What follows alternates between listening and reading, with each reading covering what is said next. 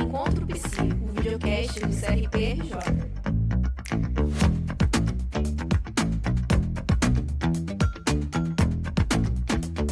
Olá, bem-vindos ao nosso mais novo episódio do videocast, esse sexto episódio, né? Produção de documentos, ética, técnica e responsabilidade profissional. Meu nome é Jorge Peixoto, eu sou um homem negro de pele clara, cabelo preto, óculos dourado, estou aqui com uma camiseta cinza e o crachá do CRP e meu sinal de Libras é esse. A gente está aqui com 3 convidadas especialíssimas, né, que vão se apresentar para a gente falar desse tema que é de tanta relevância para a categoria, né? Então vou deixar aqui que elas mesmas se apresentem e possam falar para a gente iniciar esse papo gostoso que a gente vai fazer hoje aqui, de muita formação e de muito interesse de todo mundo, tá bom? Quem gostaria de começar se apresentando? Bom, eu sou Zarlete Faria, estou como supervisora da Comissão de Orientação e Fiscalização. Meu sinal de Libras é esse, eu sou uma mulher branca, de cabelo preto, estou de blusa azul marinho e com crachá do CRP. Eu sou Tatiana Targino, eu estou na supervisão da Comissão de Orientação e Ética. Eu sou uma mulher negra, cabelos ondulados na altura do pescoço, estou usando um óculos marrom, uma blusa preta e branca e também o crachá do CRP. Meu nome é Juliana Gabriel, estou como coordenadora da Comissão de Meios e Soluções Consensuais de Conflitos, a COMISC, e sou presidenta da COI, que é a Comissão de Orientação e Ética. Sou uma mulher branca, uso óculos dourados, estou loira, cabelo nos ombros.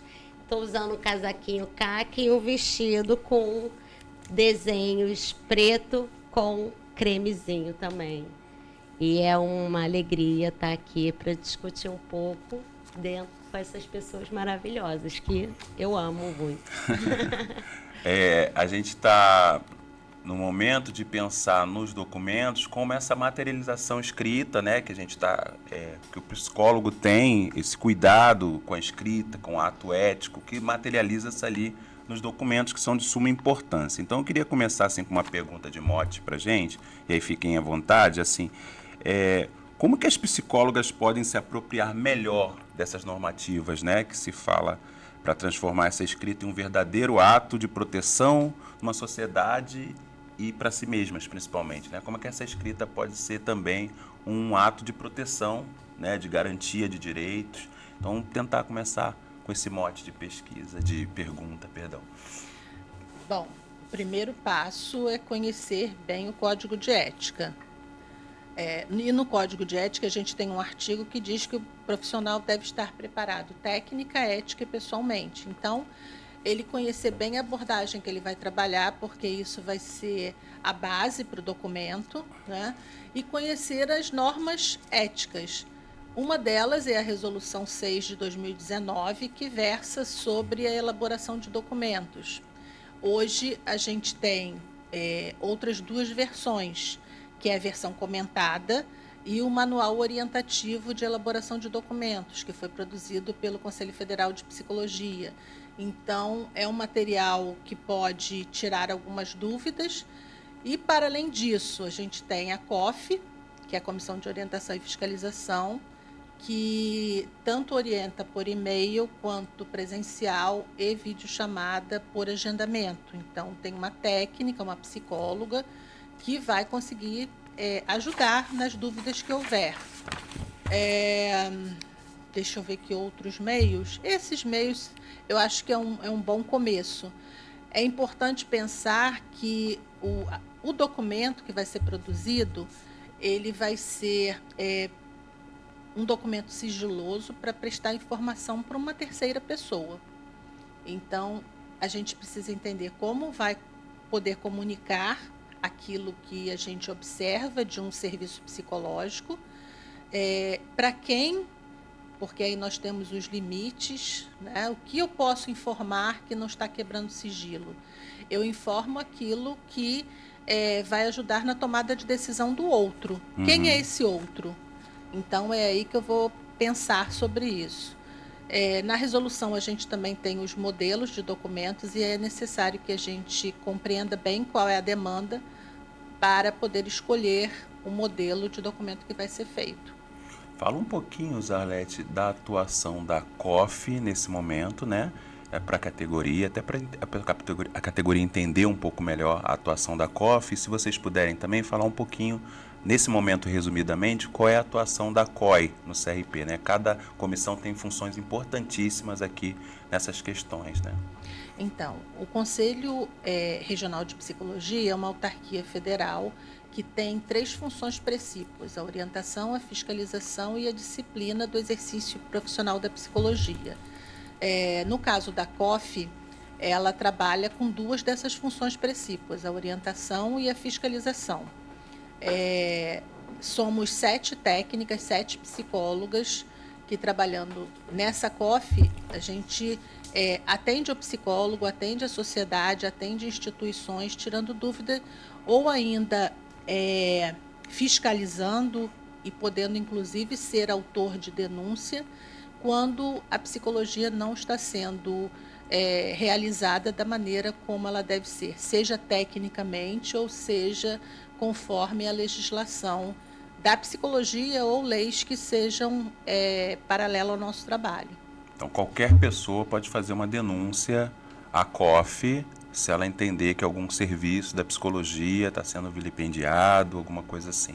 Sim, qualquer pessoa ou instituição pode apresentar, se ela deseja fazer uma denúncia formal, se é algo que ela tem materialidade, que ela tem detalhes sobre o ocorrido, ela pode, temos no nosso site um requerimento, ela vai preencher esse requerimento, vai assinar esse requerimento e ela vai acompanhar essa denúncia, ela vai descrever tudo o que aconteceu, apresentar provas e ela vai acompanhar essa denúncia que ela fez e poder contribuir, se ela tem mais provas, se ela vai ser ouvida, até que, se chegar a um processo, isso eu sei que vocês vão falar depois, essa pessoa que é o denunciante, ela vai até o final acompanhando.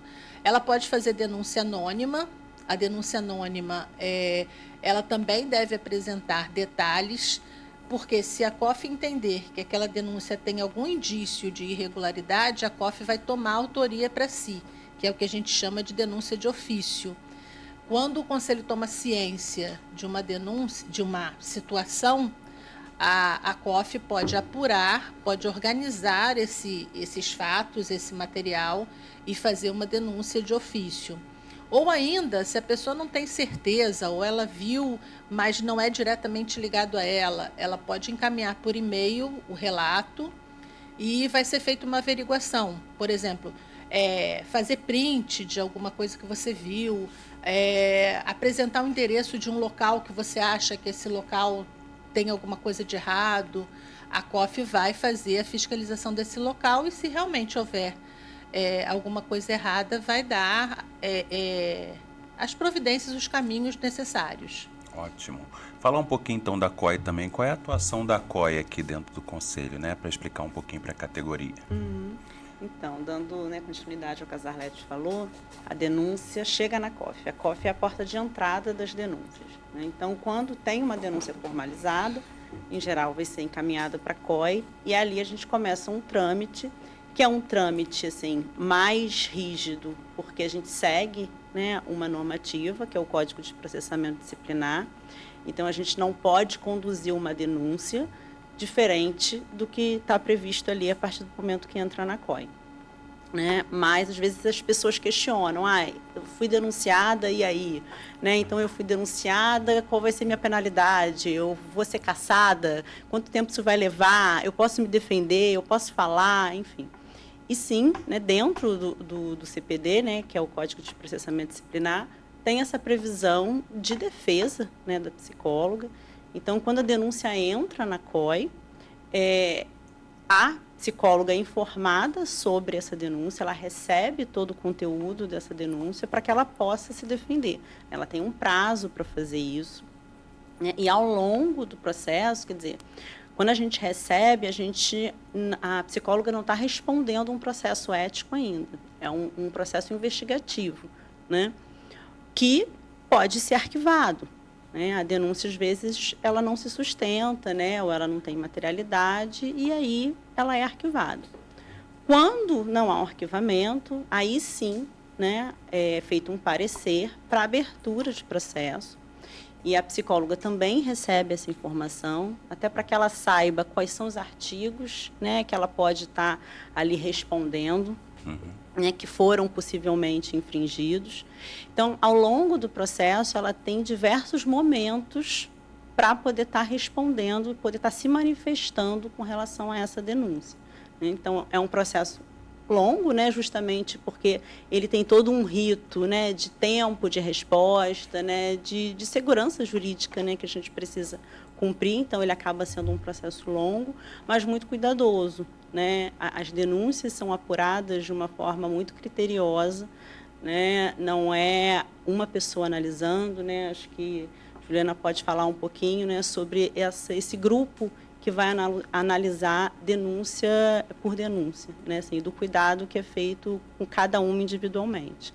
E de uns anos para cá, né, Juliana, né, que está aqui com a gente, é uma conselheira, né, que trata muito de um tema muito importante que a gente inseriu de uns anos para cá, que são os métodos autocompositivos. Né? Que foi uma coisa que é isso, né? Esse trâmite todo que a gente tem no CPD, às vezes o próprio trâmite, mesmo que no final seja absolvido, já é um sofrimento para quem passa por isso e às vezes poderia em algum momento ali ser resolvido, mediado, né? E aí a Juliana traz um pouco também desse know-how, né? Da discussão disso dentro da COI, nesse momento dentro da COI, dos métodos autocompositivos. Pode falar um pouquinho para a gente? Claro. Então, voltando só um pouquinho, daqui a pouquinho eu vou falar desse cuidado que a gente tem hoje, né, esse olhar dentro da COI, com cada questão que nos chega. A denúncia, quando entra na COI, ela é analisada por uma comissão de instrução. Então, essa comissão é composta de 3 pessoas.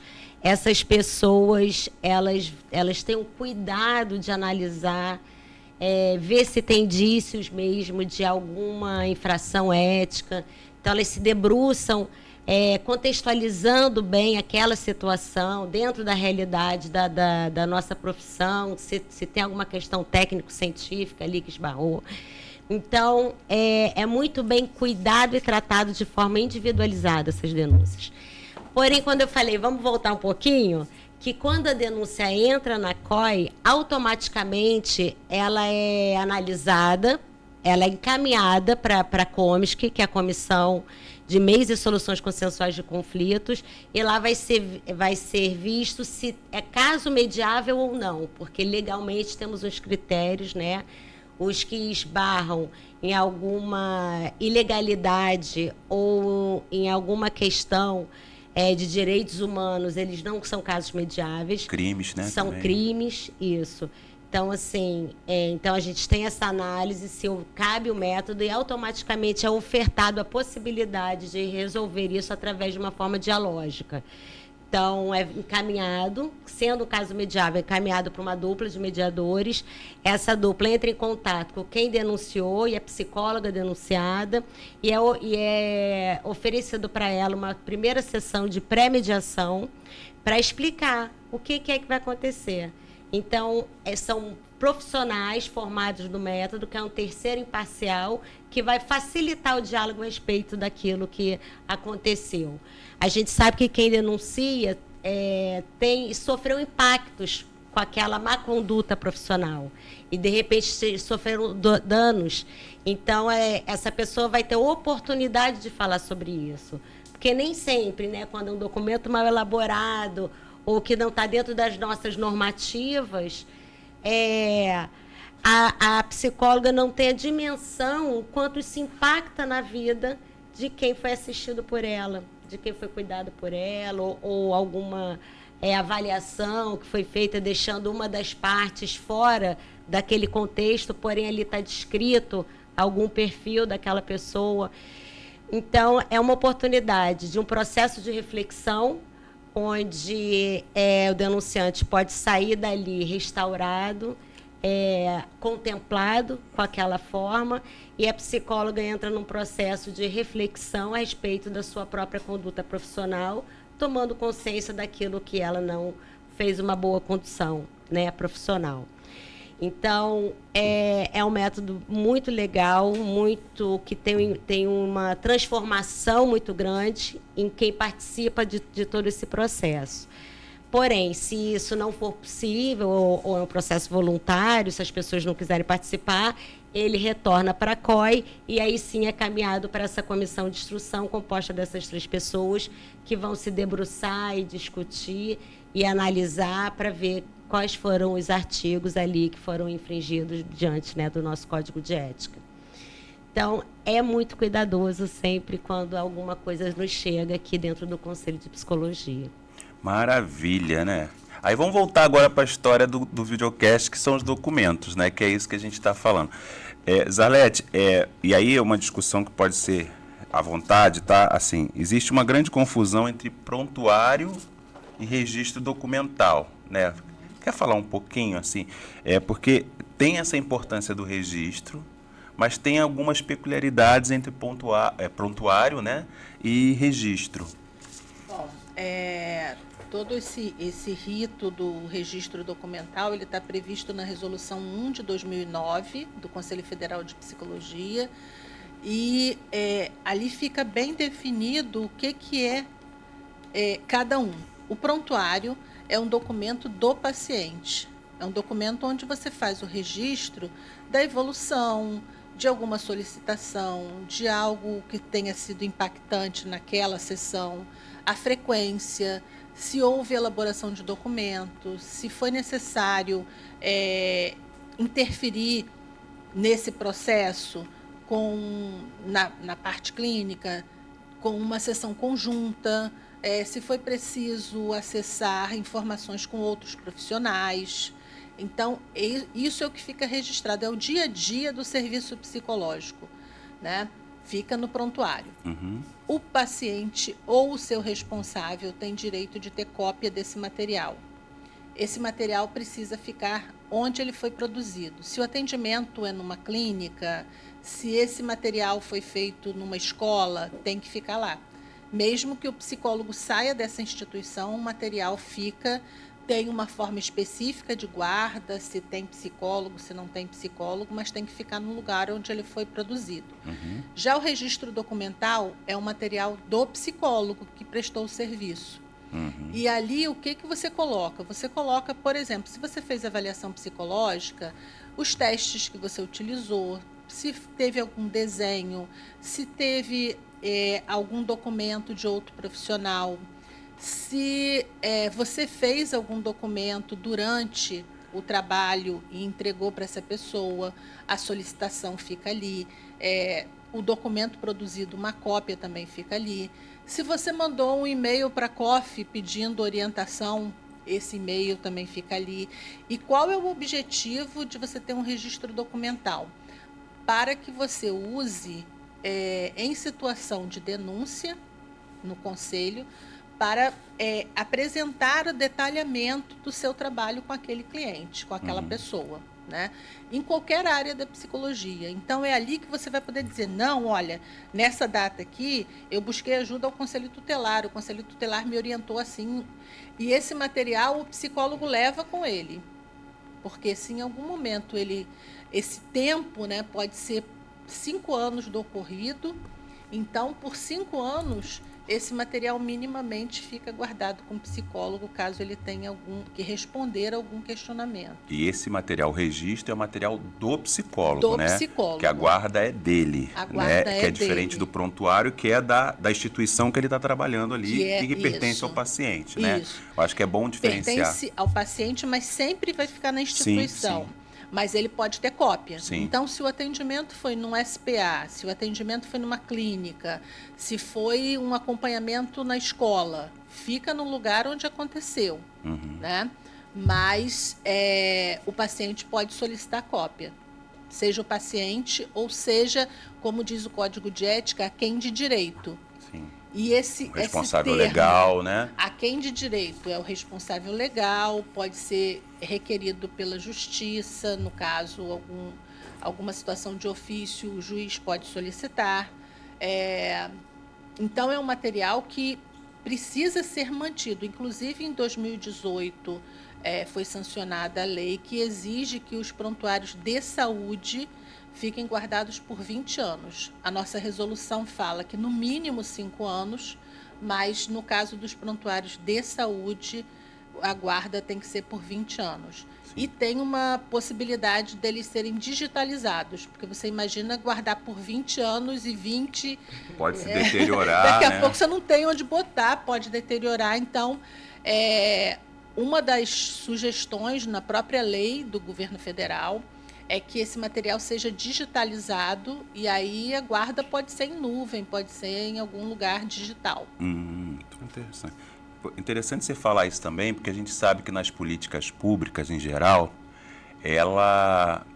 a gente às vezes não tem os mobiliários necessários, não temos assim, todo mundo tem acesso às vezes aos prontuários, isso é bem comum, né? Porque não tem às vezes cadeado, às vezes não tem uma forma. E aí é legal a gente mostrar essa diferenciação, porque é isso, o prontuário é da instituição, né? Mas é importante que o psicólogo entenda que o sigilo precisa ser garantido e vem desses registros, né? Foi até curioso que até o pedido da COF, né, até tem que estar lá. Eu falei, Sim. né, resguarda não só para os processos éticos, mas a própria relação de retomar a memória daquele paciente, né, de saber o que aconteceu naquele período.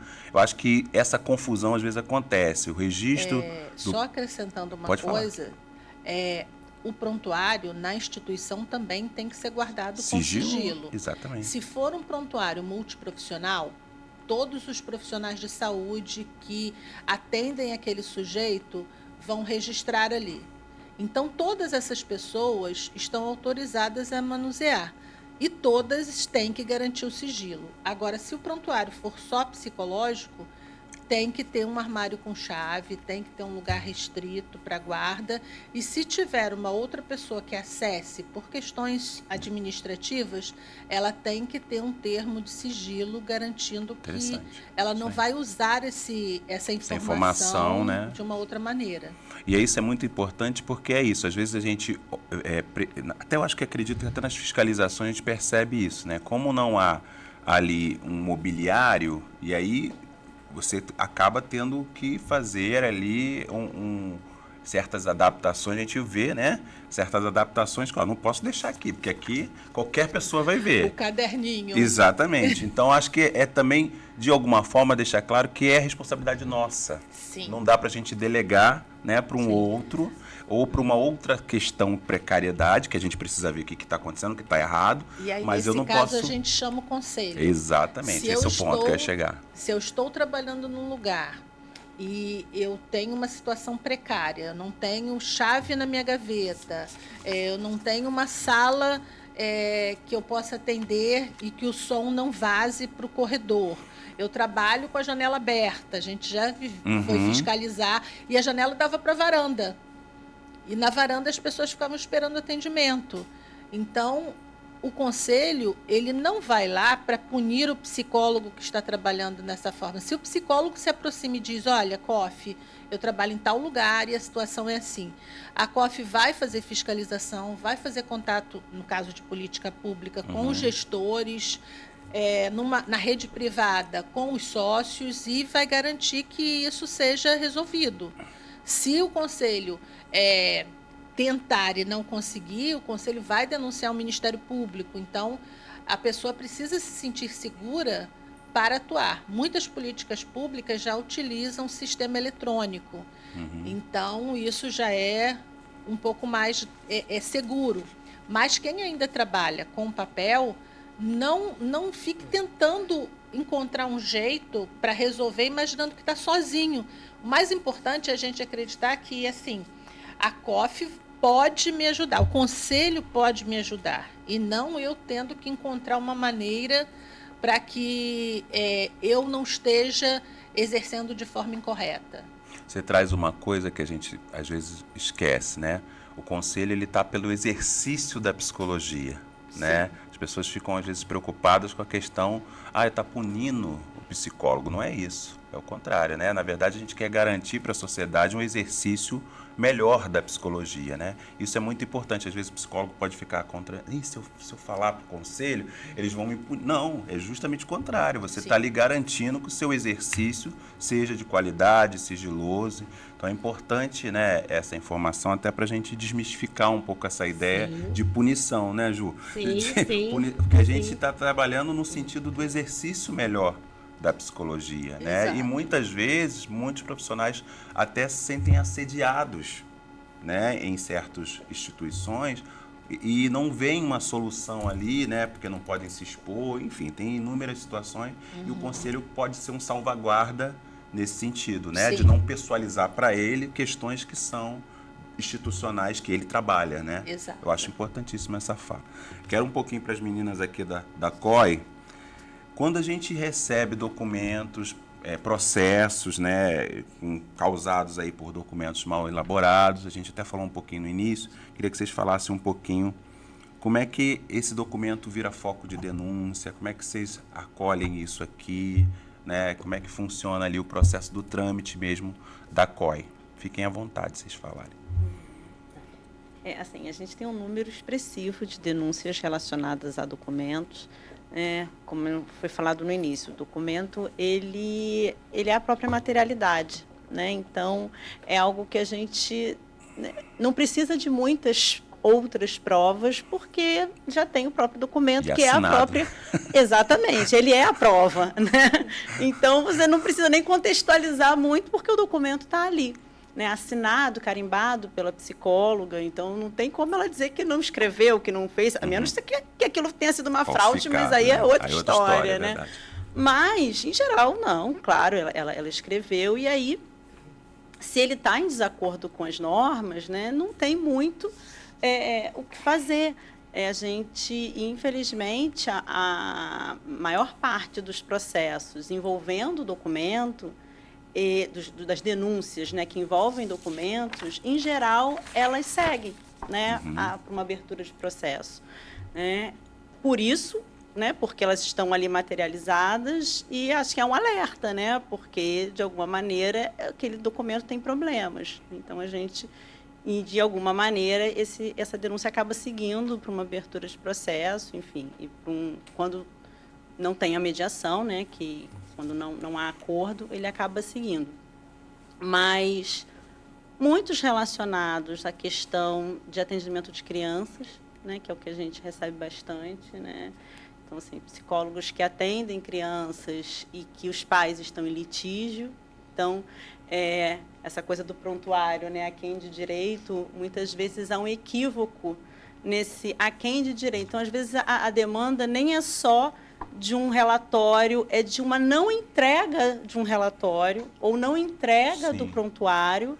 O pai e a mãe estão separados. Exatamente. A mãe que paga. A mãe que levou e a mãe que paga. O direito é da mãe, não é do pai. É a ideia. E não é isso, né? Exatamente. Os dois são responsáveis, independente de quem está pagando a consulta, a clínica, né? Pois é. Então, às vezes, acontece a denúncia nem é só de um documento equivocado, é a não entrega. Eu pedi um relatório, ou eu pedi o prontuário e a psicóloga negou porque é a mãe que paga, ou enfim, né? Às vezes tem uma certa parcialidade. Ele nunca quis saber, agora quer saber. Exatamente. Não cabe a gente, não né? Cabe não esse tá tipo nesse de lugar, julgamento, né? Se ele é o responsável, né?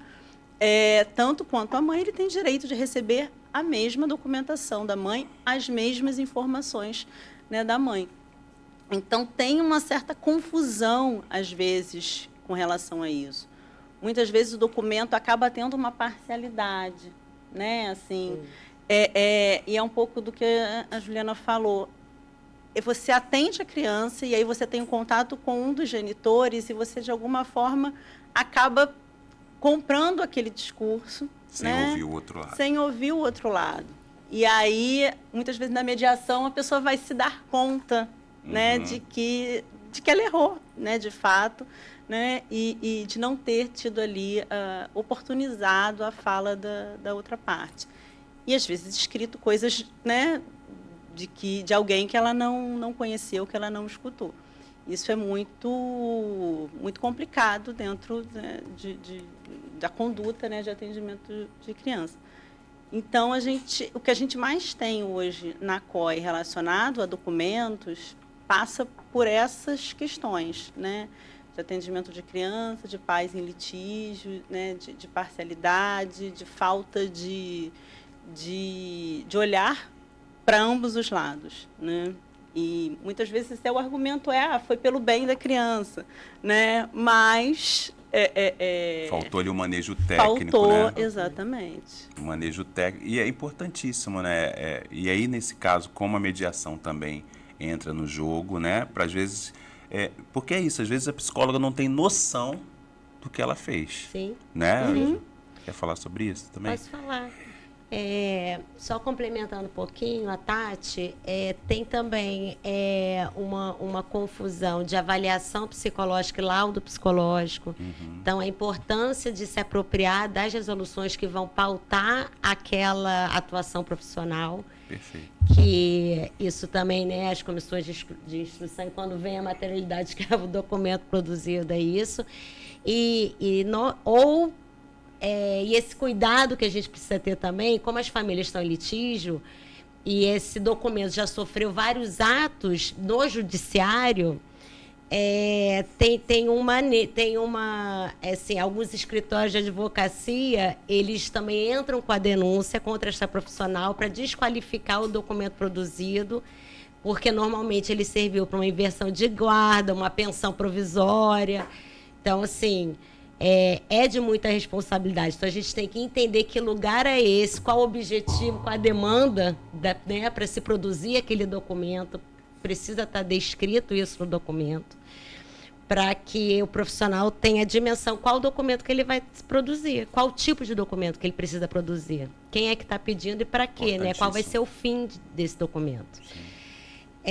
Agora, entrando, né, no que você pergunta, como é que isso é tratado em mediação, é isso. A gente faz um acolhimento de uma escuta empática, sem julgamentos e deixando muito fluida a vontade o que aquelas pessoas querem conversar naquele momento, mas sempre numa perspectiva de responsabilização, sempre pensando o que esse profissional precisa ainda desenvolver, não tem conhecimento, que isso fica muito evidenciado no processo de mediação. Às vezes falta perícia, né? Falta perícia. Imperícia, muito menos má fé e mais imperícia, sim, né? Por falta de conhecimento mesmo. Daí comete um erro, né? Ou isso que a Tati falou fica muito presente nesse processo de mediação. Comprou o discurso de uma das partes e fez ali a descrição do perfil de um dos genitores e que sem ouvi-lo, né, sem escutar a pessoa. Então, a gente tem esse cuidado, traz essa responsabilidade profissional e o que esse profissional precisa fazer para poder deixar aquela outra pessoa bem. E, normalmente, quem denuncia não quer que a pessoa, que a profissional ou o profissional perca, né, o seu título, a sua inscrição, e não é nessa vertente que a gente vai trabalhar na punição. Ela só quer que a pessoa pare de errar. Então, a gente trabalha expectativa. O que você espera dessa denúncia? Eu quero que essa pessoa pare de errar. Então, a gente vai de encontro ao desejo daquela pessoa que está denunciando. Então, é um processo muito mais eficiente, eficaz, e a gente consegue devolver para a sociedade um profissional mais consciente com a tua prática profissional, mais responsivo. E uma celeridade, né, gente? É isso, né, que a gente estava conversando um pouco antes, né? A gente conseguir que processos assim consigam, que sejam, né, como Juliana falou, abreviados e, né, sejam respondidos, né, de uma forma saudável, né, tanto para o psicólogo se implicar naquele erro, a psicóloga se implicar naquele erro, quanto ficar ali a expectativa da denúncia resolvida, é quanto que a gente economiza, quanto que a gente, né, sofrimento de ambas as partes, né, que a gente, porque o processo é todo processo, né, é difícil. E uma coisa que Juliana coloca também, acho muito interessante, é que quando você vai elaborar um documento, você precisa pensar a análise da demanda. Quem vai ler esse documento?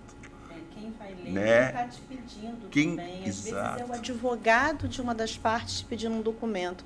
Ali você já tem que ter um estranhamento. Sim. Né? Por que o advogado está te pedindo? O advogado não tem que te pedir documento nenhum.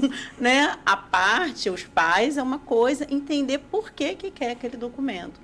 E também, assim, por mais que a pessoa diga, eu só quero um relatório para mim, né? Se você sabe que aqueles pais estão em litígio, você tem que ter muito cuidado com o que você vai escrever, porque dificilmente aquele documento vai ser só para a pessoa guardar de recordação do atendimento. Provavelmente ele vai ser usado em algum processo judicial. Então, o psicólogo tem que estar muito atento a essas demandas que surgem. E eu acho que essa resolução 06 de 2019 ela é muito didática. Né? Ela praticamente te dá o documento, né? Você só coloca o conteúdo, porque todo o esqueleto, a estrutura, os resguardos, né? Porque se coloca no final para que finalidade esse documento, Juliana tinha comentado isso, né? Isso está na resolução de 2019, 06 de 2019, né? Deixar escrito que é sigiloso, deixar escrito para que fim ele foi elaborado. No caso de atendimento de criança, entregar uma via para cada um dos genitores, porque é necessário que você inclua. Costuma chegar para nós, a psicóloga, dizendo: o responsável econômico me pediu um documento, mas disse que eu não posso entregar o documento para outra parte. Não é possível fazer um documento assim. Então, a primeira coisa é orientar sobre um contrato bem detalhado, contrato de serviço, que serviço você vai prestar. Essas questões éticas que não dependem de quem está fazendo o pagamento do serviço, definir o que deve ser feito ou não deve ser feito. O documento ele tem que ser feito sempre que solicitado. Isso a resolução diz. Ao ser solicitado, é obrigatória a entrega do documento. Mas o que você escreve, que tipo de documento você faz, que serviço você está prestando? Primeira coisa, a gente encontra muitos equívocos ao escolher o documento, porque às vezes o profissional não tem certeza que tipo de serviço ele está prestando. É avaliação psicológica? É psicoterapia? É um tipo de acompanhamento pedagógico? A gente tem as especialidades, né? Então, é necessário que o profissional tenha nítido para ele qual é o serviço que ele está prestando, porque isso vai definir qual é o limite do documento que ele vai escrever, qual é o modelo do documento, qual o conteúdo, porque é isso. Eu quero um documento para guardar de lembrança. Não, não é, mas já escreve aquele documento entendendo que é uma criança, há um conflito, os dois pais, né, os dois responsáveis vão receber esse documento. Isso já neutraliza um pouco esse jogo com o documento, usar o psicólogo, usar o serviço psicológico como meio de interferir numa briga jurídica, né? E aí o psicólogo acaba, em algum momento, se tornando refém. Se ele não está seguro do lugar dele, seguro de quem é o cliente e a quem ele deve todo esse cuidado, todo esse sigilo, vai ter problemas. Se não vai ser na estrutura, vai ser no conteúdo, vai ser no modelo de documento. Às vezes o cliente está em psicoterapia com você e no meio ele, eu preciso de um atestado porque eu vou requerer porte de arma. Entender que a avaliação psicológica ela não pode acontecer no meio de um outro processo, há impedimento. Então, muitas resoluções cruzam nesse lugar da prestação de serviço psicológico e no resultado que é o documento. E é necessário o psicólogo ele conhecer bastante esse processo. Cada vez mais a psicologia vem sendo provocada pela sociedade a se posicionar. E se posicionar, na maior parte das vezes, é através dos documentos. Então, precisa estar bem seguro.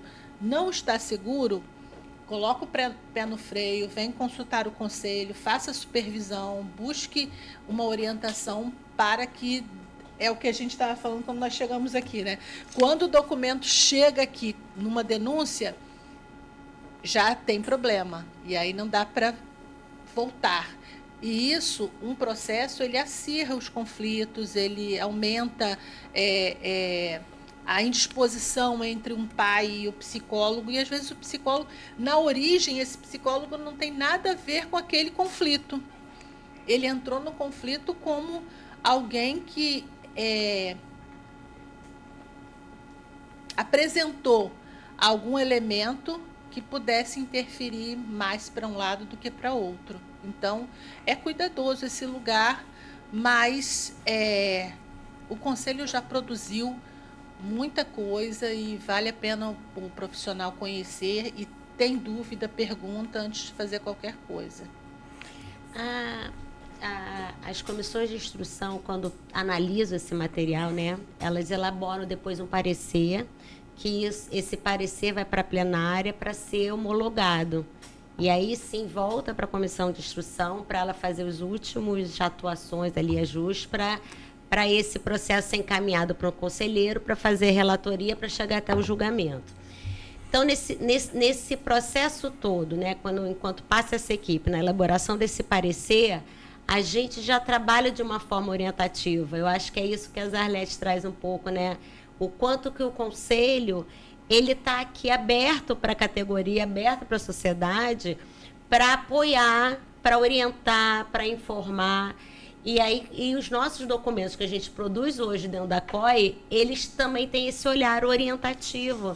Então, tem uma análise ali aprofundada, tem uma categorização dos artigos que foram infringidos, supostamente, né, infringidos, mas já tem também uma escrita, assim, de como é que os pontos essenciais que deixaram de ser olhados, vistos, para que quando, né, a profissional que foi denunciada pegar esse documento e ler, ela já compreender um pouco aquilo que se passou ali naquela análise. Muito importante você fala, até porque a gente também percebe que a diferenciação, né, de má-fé e da imperícia que a gente comentou agora há tempo, né? Às vezes a pessoa coloca questões ali de valores, né, coloca trechos da sessão que não pode, né? Eu acho que tem umas linhas gerais que a gente vê, que é figurinha fácil, né, que tem que ser evitado, né? Colocar trechos literais, né, às vezes de questões de violência sexual,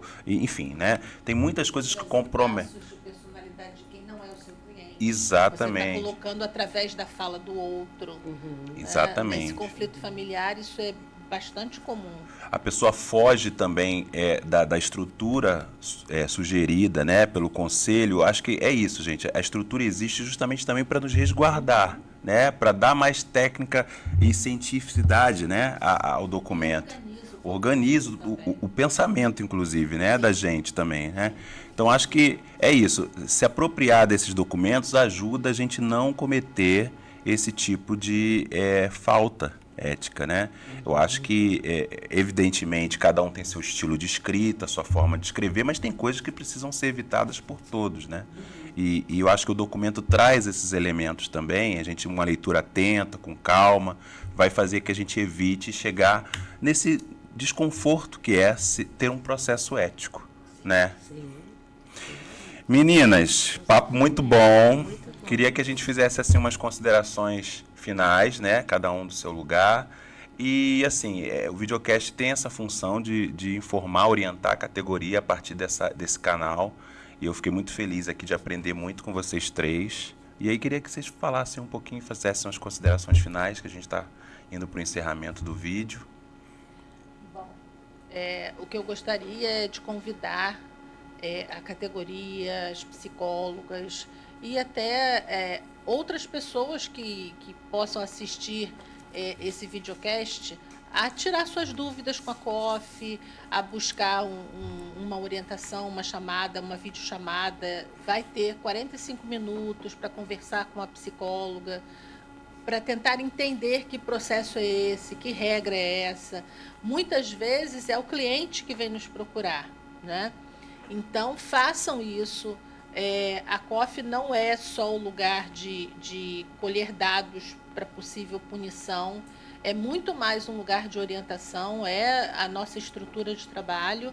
Então, não é só o lugar de buscar a carteira e depois seguir a vida. Não, continuem próximos ao conselho e se informem, né?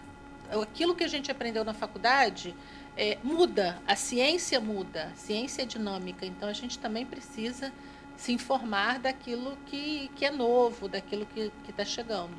Muito bom, Isso. muito bom. Acho que nessa linha de ficar atenta às orientações que o Conselho traz, né? Sempre a gente tem a resolução, mas agora a gente depois teve um manual orientativo que ajuda ainda mais. Então, é ficar atento, né, às mídias do Conselho para observar o que está saindo. Sei que a gente falou muito sobre documentos relacionados a crianças. E aí a psicóloga pode pensar, não é minha área de atuação, eu estou livre. Não é comigo. Né? Mas, na verdade, é isso. Documento é uma obrigatoriedade do psicólogo Sim. emitir. Né? Assim, o prontuário é uma obrigatoriedade e se a pessoa pedir um relatório, você tem a obrigação, né, de fazer, se você está ali em psicoterapia. Então, qualquer psicólogo pode, em algum momento, ser demandado, né, a fazer um documento. Eu trabalho há 30 anos, nunca me pediram, mas um dia podem pedir. Então, fique atento, né, a como você precisa fazer. Né? Não faça de qualquer maneira, analisa a demanda, problematiza, né, vê qual é o documento que você realmente precisa emitir. Havendo dúvida, tem o conselho, tem as pessoas, né, as supervisões, se você está com dificuldade, porque é isso, se em 30 anos você não fez, aquilo pode ser novidade para você, então tudo bem, peça ajuda, né, de alguém que tenha mais experiência e acho que evita problemas, né, então o recado. Isso aí, Tati, Zarlete, né, até, como Zarlete se colocou à disposição, né, às vezes até, antes de até enviar o documento, discutir um pouquinho com a COF, olha, eu estou fazendo desse jeito, tá certo, né? A gente está colocando aqui a COF também, né, que tem esse trabalho também junto com a COI, à disposição, o conselho é para isso, né, a gente também pode estar ajudando de alguma forma, melhor do que lá na frente a gente ter que fazer de outra forma, né, que é o processo ético, que a gente quer evitar. Sim, Fala, Ju. sim. Suas considerações. Eu não sei. Primeiro que é uma alegria estar aqui, assim, falando um pouco, né, desse nosso trabalho, que eu tenho muito orgulho, eu acho muito lindo. Acho que a gente tem conseguido mudar essa política, né, do punitivismo, de buscar quem está errando, mas sim, a gente tem um olhar de cuidado, de orientação, acho que ficou muito presente, assim, me sinto muito contemplada. Com a fala da Zarlete, da Tati, que é minha parceira agora, e é muito bom saber que o Conselho tem profissionais extremamente capacitados, com um conhecimento muito aprofundado que pode ajudar e cuidar da sociedade e da categoria. Então, assim, é só agradecer e saber que hoje o Conselho trabalha mais nessa linha de cuidado e orientação do que da punição. A gente não quer punir ninguém, mas a gente quer que tenham profissionais qualificados, porque a gente ama o que faz. E cuidar da saúde mental é nos cuidar, é cuidar dos outros, é cuidar da qualidade do serviço que é prestado pelos profissionais. Maravilha. Então, a gente está caminhando então, para o encerramento desse videocast, esse 6º episódio, né? A gente agradece todo mundo que ficou até aqui com a gente e vai vir novos videocasts com mais convidados especialíssimos como essa, mais informações, mais orientações. É isso que a gente está fazendo, é o CRP contigo. Então, até o próximo videocast. Encontro Psi.